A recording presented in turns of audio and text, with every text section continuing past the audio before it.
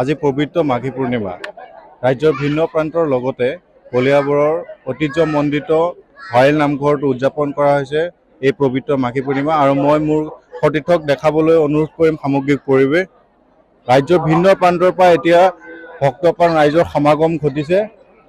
আমাৰ লগত এই কমিটিৰ এজন সদস্য আছে, তেওঁলোকৰ পৰা কিছু মন্তব্য জানিবলৈ অনুৰোধ কৰিম।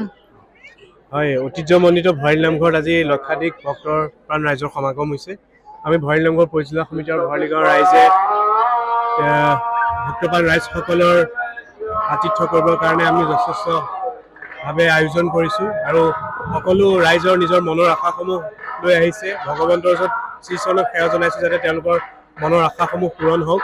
আৰু আমি দুদিনীয়া কাৰ্যসূচীৰে মাঘী পূৰ্ণিমা ভাগ অনুষ্ঠিত কৰিছোঁ। আজি ইতিমধ্যে ধৰ্মধ্বজা উত্তোলন হৈ গৈছে, এতিয়া নাম প্ৰসংগ হৈ আছে আৰু অহা কালিলৈ গোলাঘাট অৱতাৰ নাট্যগোষ্ঠীৰ যোগেদি নৃসিংহ অৱতাৰ ভাওনা প্ৰদৰ্শন হ'ব। গতিকে সমূহ ভক্তপ্ৰাণ ৰাইজৰ সহায় সহযোগিতা আমি কামনা কৰিছোঁ আৰু ঐতিহ্যমণ্ডিত ভঁৰালী নামঘৰৰ পৰা সমগ্ৰ ৰাজ্যৰ লগতে সকলো ভক্তপ্ৰাণ ৰাইজৰ যাতে মনৰ আশা পূৰণ হওক, সকলো যাতে ভাল হওক, সকলো যাতে ভালে থাকক তাৰে আশা ৰাখিছোঁ। এতিয়া দেখা গৈছে যে কলিয়াবৰৰ ভঁৰালী নামঘৰত এনেদৰে এতিয়া বহু ভক্তপ্ৰাণ ৰাইজৰ সমাগম ঘটিছে আৰু মই দেখুৱাবলৈ অনুৰোধ কৰিম সামগ্ৰিক পৰিৱেশ।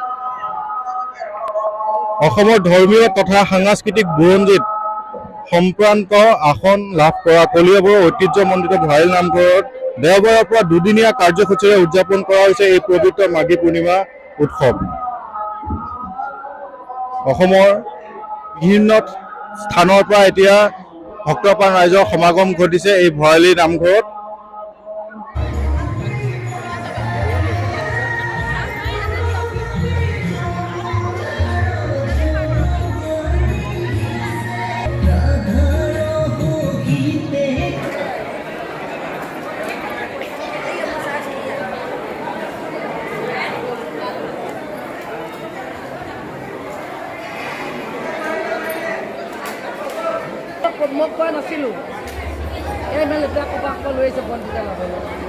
কলিয়াবৰৰ ভঁৰালী নামঘৰত মাঘী পূৰ্ণিমাৰ যি উৎসৱ, এই উৎসৱৰ আৰম্ভণি হৈছে।